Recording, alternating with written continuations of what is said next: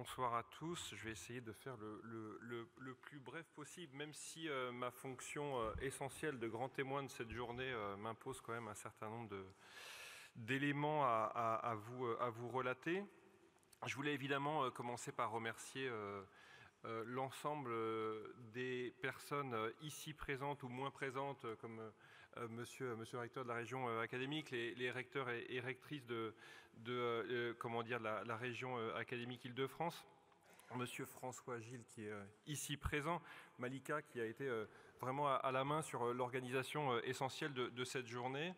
Remercier aussi l'ensemble des invités qui ont vraiment montré leur expertise, l'importance de la recherche académique, l'importance aussi des partenaires privés dans le développement, alors je ne vais pas dire des solutions à IA, parce que ça fait un peu Ikea, mais en tout cas des outils qui peuvent être proposés à la communauté enseignante et qui peuvent montrer une pertinence d'usage dès lors que celle-ci aussi fait l'objet d'études par la recherche académique. Puis merci à vous tous aussi d'être présents aujourd'hui, ce qui témoigne quand même toujours, puisque ça fait quelques séminaires que j'ai la joie de parler d'intelligence artificielle, de l'intérêt qui est porté sur ce sujet-là.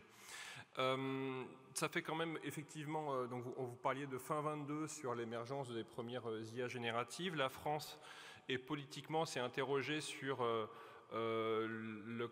l'impact, la trajectoire que doit avoir la France en matière d'intelligence artificielle sur tous les sujets, État et économie, ce qui m'a conduit à intégrer la commission sur l'intelligence artificielle en octobre 23, c'est-à-dire il y a un an en fait. Et donc un rapport avait été remis au président de la République. Il y a 2 exemplaires de ce rapport, l'un public et qui vous est mis d'ailleurs dans le document qui vous a été remis à l'entrée, et un qui est spécifique aux administrations centrales, qui n'est pas public, dont j'espère que vous avez eu copie, et si éventuellement vous n'en avez pas eu copie, vous pouvez parfaitement m'envoyer un email et je vous le transmettrai puisque vous en avez le droit. Il y a donc un véritable sujet pour ce qui est de l'éducation, de l'enseignement et de l'enseignement supérieur, du service public de l'éducation et des services publics en général, et de l'impact de l'IA dans ces domaines-là.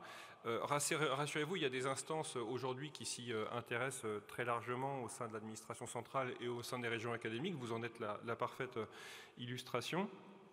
Au sein de l'administration centrale, la DNE est ici présente, la DGESCO, la DGRH étudie cette question, et puis l'IGSR dont je fais partie aussi, à la fois par donc le fait que nous étions 3 IGSR rapporteurs de cette commission. Nous avons créé un groupe de travail depuis septembre là, qui s'appelle Données, Intelligence Artificielle et Numérique. Et puis nous avons lancé, vous avez peut-être vu le programme de travail annuel, comment n'auriez pu vous pas lire le programme de travail annuel de l'Inspection Générale de l'Éducation, du Sport et de la Recherche. Et donc il y a une mission qui va porter sur l'impact de l'intelligence artificielle dans les établissements scolaires.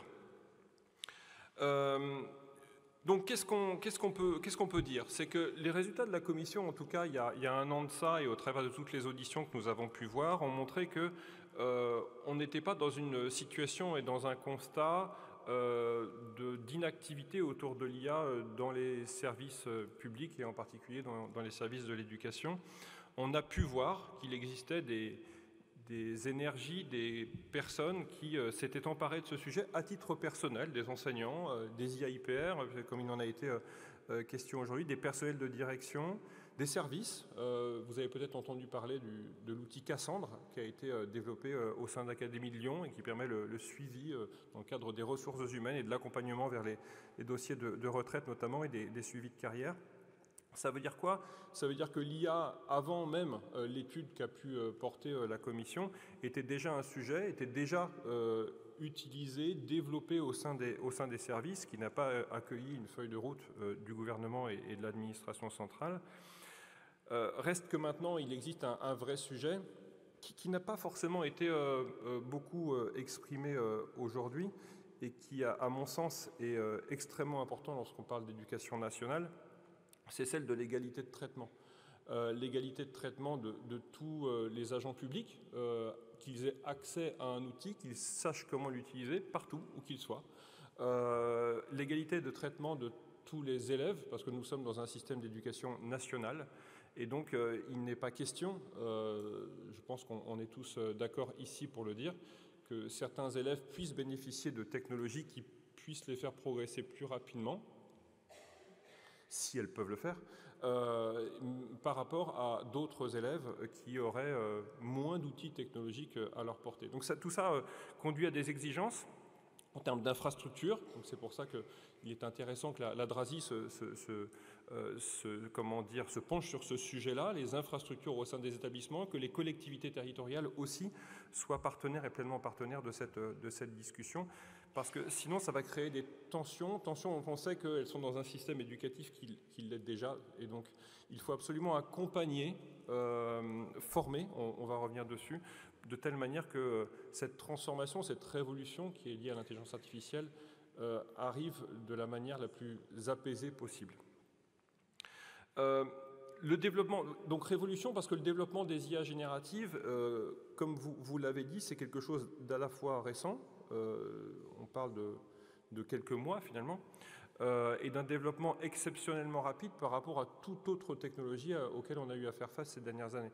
Si on parle de l'informatique, il y a eu un développement qui était finalement relativement lent en fait dans le temps. Et donc ici, on est quand même face à une technologie qui est profondément transformante, qui est d'un accès facile, elle est simple d'usage, elle offre des grandes diversités de contenus, et qui plus est, comme vous le mentionniez, elle est portée par des opérateurs étrangers et qui ont de plus la malice de les offrir de manière gratuite. Donc ça veut dire quoi? Ça veut dire que ces IAG suscitent de profondes réflexions, d'opportunités, d'application dans le système éducatif.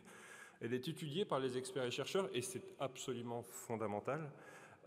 Et elle est aussi, indépendamment, je vais dire, déjà utilisée par les usagers. Et donc il y a beaucoup de prudence à avoir par rapport à tout ce système. Les enseignants, les agents, au sein de vos services, probablement l'utilisent déjà pour répondre à des mails. Les enseignants l'utilisent déjà dans des cadres extrêmement divers. Et les élèves et les parents d'élèves l'utilisent déjà. Et c'est vrai que il y a eu ce petit bruit qui courait sur moi, enseignant, j'utilise. Alors je l'utilise pour développer des cours, pour développer des évaluations, un devoir à la maison par exemple. Et on en discutait avec un camarade inspecteur général et il est apparu un petit peu ce sous-sujet qui est quand même extrêmement troublant, à savoir qu'un enseignant puisse générer un devoir à la maison qui serait généré dont la réponse serait générée par une IAG et l'évaluation serait réalisée elle-même par une IAG. Donc on arriverait ici très clairement à un système éducatif légèrement biaisé, mais malheureusement, il faut qu'on en ait conscience. Ça veut dire quoi? Ça veut dire qu'il faut véritablement qu'on se pose une question, de vraies questions par rapport à l'usage et l'impact de cette IA générative. Alors, rassurez-vous, il existe tout un tas de rapports que je vous recommande plus les uns que les autres, des organisations internationales, des organisations intergouvernementales, l'UNESCO, l'OCDE, l'Union européenne, le Conseil de l'Europe, la France, au travers donc du rapport IA notre ambition pour la France ou du rapport de la commission écran aussi, qu'il faut lire parce qu'il est aussi extrêmement important sur ce sujet-là. Et puis il y a des institutions universitaires aussi et donc des chercheurs qui se penchent dessus. Bref, il faut tout lire pour se faire un avis critique sur cette technologie. Si ces rapports permettent de dégager quelques principes directeurs, assez imprécis encore à ce stade-là, ils montrent surtout à ce stade une hétérogénéité dans la prudence des pays selon leur culture. On a parlé ici souveraineté. Le souveraineté est un sujet principalement franco-français finalement. Lorsque vous lisez les rapports issus des territoires anglo-saxons, pas forcément américains, ils se fichent totalement d'utiliser ChatGPT et de l'usage des données et de l'impact du fait qu'on envoie des données dans un cloud américain. Dès lors qu'on a une opportunité d'un usage et puis qu'on respecte quand même un certain nombre de réglementations, hein, enfin en tout cas qu'il n'y ait pas de divulgation des noms, identités des personnes. Pour nous, c'est un sujet central, et on l'évoquait tout à l'heure.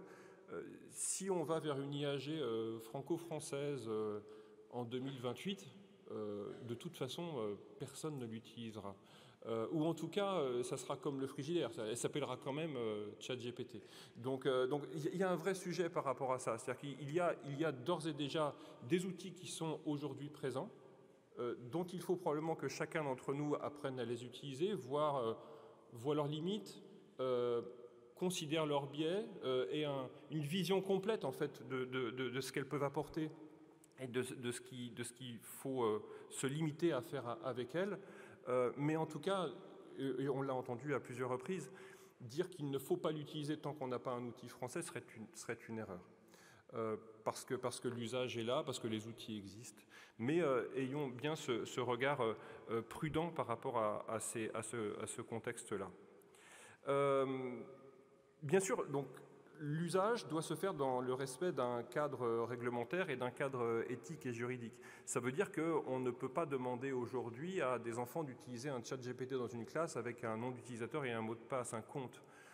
Évidemment, il faut apprendre et former les enseignants à ne pas mettre le nom et le prénom d'un tel ou un tel, ou de tel établissement, parce que là, on n'est plus du tout dans le suivi de cette réglementation. Donc, on va avoir, et je vais revenir dessus, vraiment une réflexion très large autour de la formation et de l'accompagnement de l'ensemble des agents, de telle manière que ces outils non souverains puissent être utilisés dans un cadre de respect de la réglementation française et européenne. Il y a un autre sujet en préambule, mais encore une fois, je vais essayer d'être assez rapide, c'est qu'on nous présente beaucoup l'IAG comme étant au service des agents, au service des élèves, au service des parents d'élèves. Il est clair que si on veut que ce soit un outil dit d'inclusion ou un outil qui permette de réduire les inégalités, et je le mentionnais tout à l'heure, ça veut dire que tout le monde ait accès aux mêmes outils et au même niveau qualitatif des outils. Donc ça veut dire que, encore une fois, en tant qu'éducation nationale, il faudra systématiquement se poser la question de si je décide, en tant que région académique, de proposer l'outil, alors je dois l'offrir à l'ensemble de mes établissements. Et cette réflexion-là est assez complexe à mettre en place. Alors, ça veut probablement dire qu'il faut passer par de l'expérimentation sur un établissement ou un corpus d'enseignants ou un corpus d'agents et voir véritablement la pertinence de l'objet pour qu'ensuite on passe à l'échelle de l'ensemble de la région académique ou à l'ensemble du territoire français. Donc, on a un rôle absolument essentiel à jouer dans cette vision qui se passe en plusieurs étapes, mais respectant le caractère égalitaire de notre système. Et puis, il y a de notre part, encadrant, une nécessité de vision stratégique autour de cet accompagnement de l'ensemble des agents à cette transformation future de probablement l'ensemble des métiers. C'est pas 10%, c'est pas 20%, c'est probablement 90 ou 95% de nos activités qui vont changer du fait de cette technologie qui est extrêmement puissante. Donc ça veut dire qu'il faut se préparer et accompagner et savoir comment on va accompagner. C'est pas juste une question de former les enseignants à l'IA, c'est pas ça. Et c'est pas juste former nos agents à ChatGPT, c'est pas ça. Il faut aller beaucoup plus loin dans cette vision et dans cette conception de la transformation des métiers. Alors, quelles sont les conditions qui permettront de répondre à ce défi? Donc, il faut articuler administration centrale, opérateurs de la formation, services déconcentrés, pour se partager une forme de responsabilité et soutenir la formation et l'éducation avec part et au numérique. La priorité numéro 1, ça fait déjà plusieurs fois que je le dis, c'est donc la formation. Je passe outre la partie éducation aux élèves, c'est-à-dire la formation aux futurs agents, la formation aux futurs enseignants, la formation aux futurs agents de nos services et la formation tout au long de la vie, ce qui est probablement encore plus un enjeu parce qu'on n'est quand même pas très bon pour faire ça, la formation tout au long de la vie des agents qui sont déjà en exercice avec une très grande hétérogénéité d'acceptation, je n'en tiendrai pas compte, d'acceptation bien sûr, d'acceptation par rapport à ces technologies. Donc cette formation, elle doit s'accompagner d'un dialogue avec les organisations syndicales, avec les représentants des personnels, faire la place à de l'expérimentation parce qu'il va falloir beaucoup de pédagogie, parce que, encore une fois, et j'insiste, les métiers vont profondément changer. Alors, à cela, je vous conseille notamment de participer aux séminaires qui sont proposés par la DGAFP, qui se penche très largement sur la question. Et donc, il y a vraiment un intérêt à lire ce qui ressort de la DGAFP pour ce qui vous concerne au niveau des services administratifs. Pour le cas spécifique des personnels enseignants, il y a un sujet qui paraît assez indispensable à court terme. On a évoqué les manuels à destination des élèves et le rôle du privé, et donc le fait que, on a fait appel au privé aujourd'hui pour développer des nouveaux outils, mais c'est vrai qu'en leur temps, déjà, les manuels scolaires sont depuis très longtemps issus du privé. Donc le fait de proposer des tas d'outils n'est pas quelque chose de nouveau, et avoir affaire à des partenaires privés n'est pas quelque chose de nouveau. En revanche, il y avait un certain nombre de manuels par discipline, et puis c'était très clair pour les enseignants. En revanche, dans la forêt, la jungle des outils, là, ça devient un petit peu plus compliqué. Donc je pense qu'il est nécessaire que nous ayons une réflexion, IGSR, administration centrale, probablement région académique, sur notre capacité à mettre en place ainsi qu'une plateforme, des étagères numériques, je ne sais pas, qui permettent à la fois de manière simple de dire aux enseignants, voilà tel outil, vous pouvez l'utiliser, voilà comment vous pouvez l'utiliser, un véritable service numérique bien rangé, facile, pour que tout enseignant, aussi ami soit-il du numérique, trouve très facilement l'ensemble des services, l'ensemble des ressources qui lui permettent d'utiliser ces futurs outils. Ça paraît effectivement absolument essentiel. C'est à la fois facilitant, c'est aussi sécurisant, parce que n'oublions pas que nous avons quand même des communautés d'âge extrêmement variées, et ça sera la condition sine qua non pour que tout ce que nous avons dit sur la plus-value de l'IA, la personnalisation des apprentissages, le learning analytics, autant de belles choses pour des gens qui sont très friands de techno ou qui sont très affûtés en termes de technologie. Si on veut vraiment mettre ça en place, si on veut vraiment pouvoir faire en sorte que l'IA soit une plus-value pour les apprentissages, alors il faut former, accompagner, informer et proposer des outils adaptés à l'ensemble des enseignants. Enfin, et je voudrais finir par là, donc je vais respecter le temps imparti, je pense qu'il est absolument nécessaire, au-delà de cette vision techno-esthétique, de bien se garder d'être parfaitement techno-solutionniste. Parce que la technologie est une belle chose, est une bonne chose, mais l'éducation, c'est quand même pas ça. Donc il me paraît absolument nécessaire, au travers de cette révolution qui est très violente et qui va affecter à la fois l'éducation, l'enseignement supérieur, la formation tout au long de la vie, la formation professionnelle, enfin bref, l'éducation au sens large, de renforcer, de replacer, et vous l'avez dit, la culture collaborative, la culture du dialogue et la relation humaine dans l'enceinte de la classe, de l'amphithéâtre, de la salle de TD, parce que l'IA quand même est un outil assez vicieux, vous l'avez dit, par cette approche conversationnelle qu'il semble avoir, avec des jeunes qui... vous savez, en 2005, je crois, 2004, on a créé l'iPhone, et pour nous, c'était un outil qui apparaissait. On a appris à s'en servir. On est passé du téléphone à clapet au smartphone. À un moment donné, on a trouvé ça génial, et puis on l'a intégré, etc. Mais à la base, on avait quand même utilisé ce téléphone où on tournait les numéros, et on en a un souvenir presque mélancolique. Là, il va arriver, maintenant, les bébés d'aujourd'hui vont naître dans un monde à IA.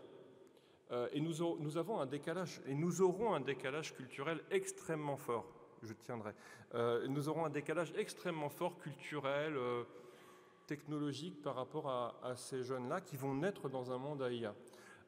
Et très clairement, nous ne sommes pas prêts. Pourquoi? Parce que aujourd'hui, c'est l'entropie. Entropie EN, hein, pas ANTH. EN, c'est le désordre aujourd'hui. On ne sait pas trop si l'IA c'est bien, si c'est mal, si on peut en faire quelque chose de bien. Donc, ça veut dire quoi? Ça veut dire qu'il faut vraiment que on s'attache à respecter un certain nombre de choses. L'IA doit être en appui des travaux, en appui d'un raisonnement humain. Il ne doit pas remplacer un raisonnement humain.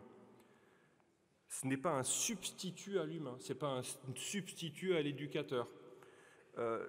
L'IA, aussi puissante soit-elle, peut se tromper, sauf qu'elle ne le dit pas. C'est sa seule limite, en fait. Bon, remarquez, beaucoup d'entre nous ne le disons pas non plus quand on se trompe. Enfin, ce n'est pas quelque chose de nouveau. Mais elle ne sait pas le dire, en fait. Alors que nous, on peut éventuellement, à l'issue d'une forme de réflexion, avouer qu'on s'est trompé. Donc l'homme, avec un grand H, hein, l'agent, l'enseignant, l'élève, son entourage, les parents, l'élève, on doit absolument tous, à la fois, être dans une posture critique par rapport à ce qui est produit par l'IA, et deux, on doit absolument former cette nouvelle génération, celle qui va naître avec l'IA, à être extrêmement prudente par rapport à ce qui ressort de cette IA productrice. Parce que jusque-là, en fait, on était face à des outils qu'on utilisait. Maintenant, on est face à quelque chose, une technologie qui produit. Donc, il y a un vrai changement de paradigme auquel nous devons faire face, et on a une vraie responsabilité par rapport à tout ça. Donc, nous devons favoriser le développement des démarches collaboratives, des démarches participatives, dans les services et administrations aussi. Il faut remettre de l'humain. Encore une fois, la crise sanitaire Covid nous a prouvé que le numérique pouvait écarter les humains par rapport aux autres. L'IA, c'est encore plus grave. Parce qu'on peut avoir des gens qui sont nés avec l'IA et qui vont converser avec l'IA plutôt qu'avec l'humain d'à côté. C'est pas de la fiction. Enfin, je veux dire, c'est quelque chose qu'on doit vraiment avoir en tête. Et puis, évidemment, surtout en classe. C'est-à-dire dès le plus jeune âge. On a entendu tout à l'heure qu'il faut absolument convaincre les jeunes qu'il va falloir savoir, connaître, apprendre.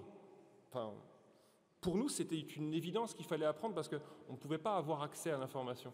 Maintenant, il suffit que je demande à mon smartphone quelque chose et il va tout de suite me répondre. Peut-être un truc faux, mais en tout cas, il va tout de suite me répondre.